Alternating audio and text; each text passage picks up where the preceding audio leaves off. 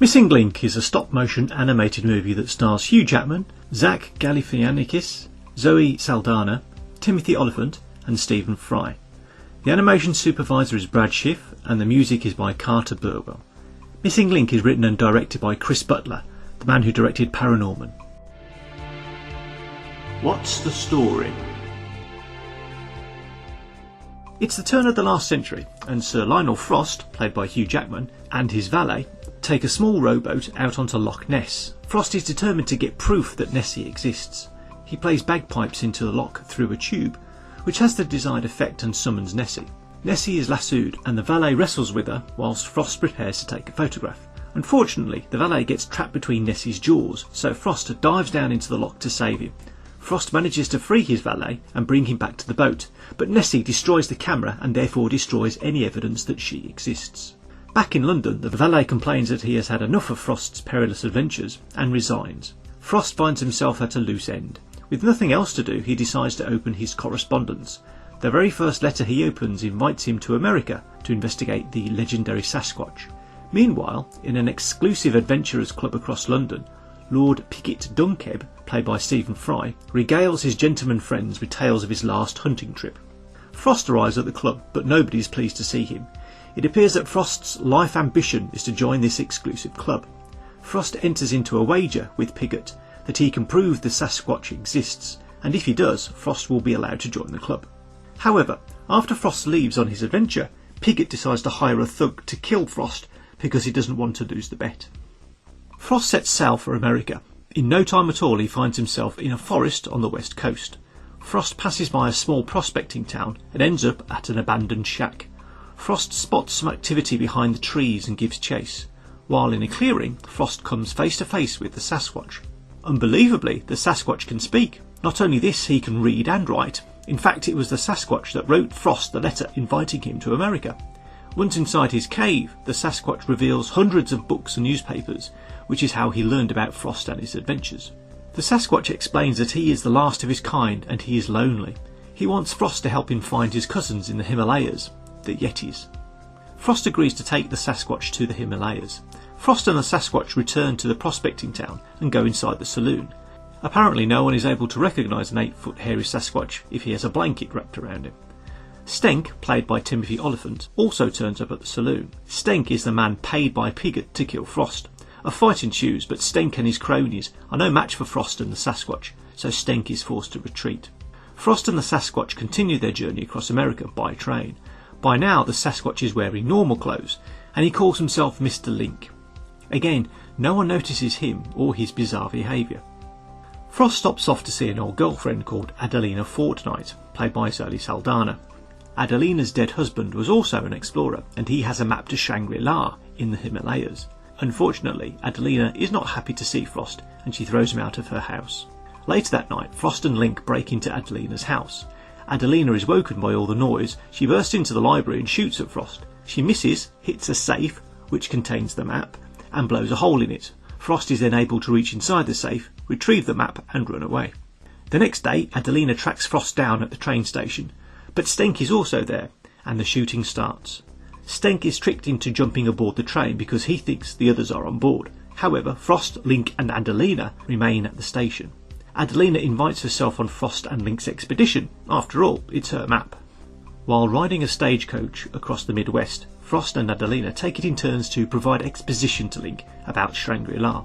Link is very excited about meeting his own kind. The trio next board a cargo ship bound for England. Unnoticed, Stenk also slips aboard. Meanwhile, back in England, Piggot receives a telegram from Stenk. Happy with the news, Piggot arranges an ambush for Frost and the others as soon as they make port in England. On the ship, Frost and Adelina attempt to clear the air. Adelina tells Frost that he is treating Link poorly, and she suggests that Frost make it up to him. Frost goes on deck and has a chat with Link. Frost encourages Link to choose a name for himself. Link recalls meeting with a young prospector he liked called Susan, and this is the name he chooses for himself. After this quiet moment, all hell breaks loose when Stenk reappears. Link stumbles into the fight and unwittingly knocks Adelina overboard. Luckily, she catches a rope and avoids falling into the sea. Link goes below deck to save Adelina while Frost continues to fight with Stenk. A storm develops at sea and the topsy-turvy motion of the ship hinders everyone's movements. Eventually, Stink rouses the ship's crew to chase Link, the so-called monster. Frost and the others have no other option but to abandon the ship in a rowboat. The next morning, Frost and the others make it to shore in France, and thus escaping the ambush Piggot had arranged. They next embark on a train journey across Europe, through India, and they finally end up at the Himalayas. In a local village, Frost seeks out Garmu, played by Amrita Acharya, as it is believed she knows the way to Shangri-La. Garmu is a moody old woman who grudgingly feeds her visitors a disgusting yak-based meal. However, seeing that Frost only wants to take Link to be with his own kind, Garmu agrees to provide directions to Shangri-La. Unfortunately, Stink is not far behind, and this time he is joined by Piggot. They threaten Garmu's great-granddaughter in order to get the directions they need to Shangri-La. Frost and the others climb a mountain and eventually stumble into the domain of Shangri-La. White Yetis capture them and take them across an ice bridge into a temple. Here they meet with the Elder, played by Emma Thompson. Unfortunately, Link is perceived as a redneck and is not welcome in Shangri-La. The Elder throws the visitors into the inescapable pit of isolation and miserable disappointment. Here Frost falls into a depression because he has no chance of getting accepted by the Adventurers Club now. Adelina tells Frost off for only caring about himself. Clearly, both Frost and Link want to belong in all the wrong places. Adelina challenges Frost to prove that the great man he claims to be is not just a myth like all the legends he chases. Because of Adelina's words, Frost recognises his flaw. Frost instructs Link to throw him up and out of the pit. This attempt doesn't go too well because Frost is heavy. Luckily, Link has more success in throwing Adelina.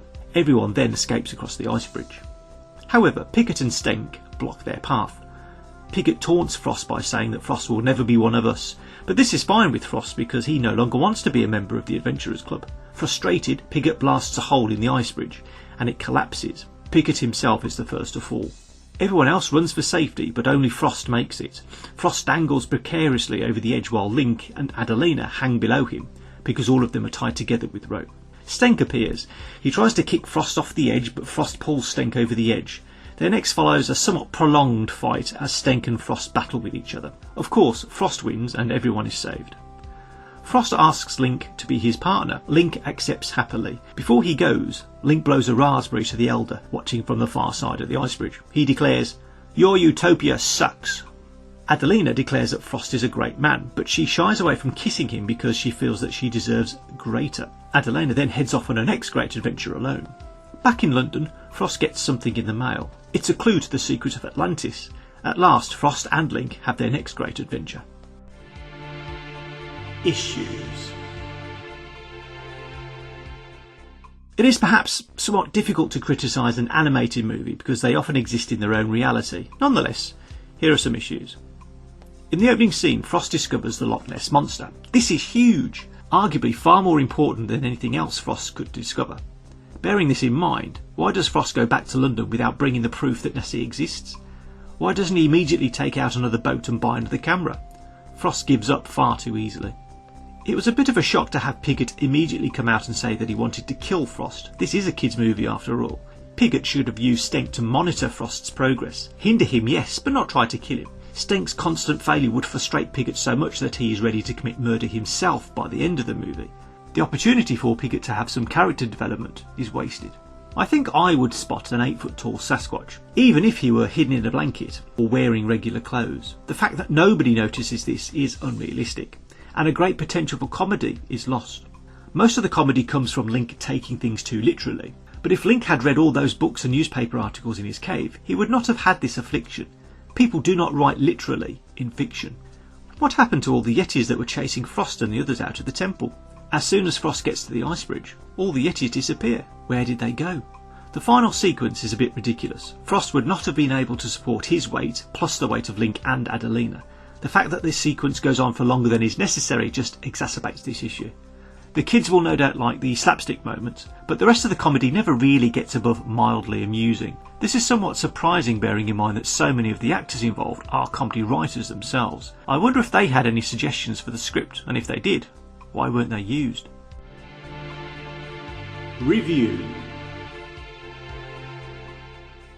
Missing Link is an old-school adventure in the style of Jules Verne's Around the World in 80 Days. The performances are one-dimensional and over the top, but that's to be expected in a kids' movie like this.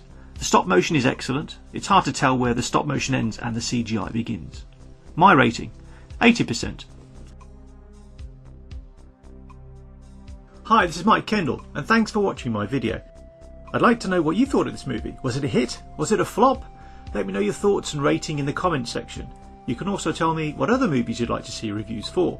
Please like and subscribe, and remember to hit that notification bell for all my new videos. Sharing these videos on Facebook and Twitter would help me out a lot. I'd sure appreciate it. Don't forget to check out the other videos on my channel. We're adding more all the time. I'm off to see a movie. You have a great day, and I'll see you in the next video.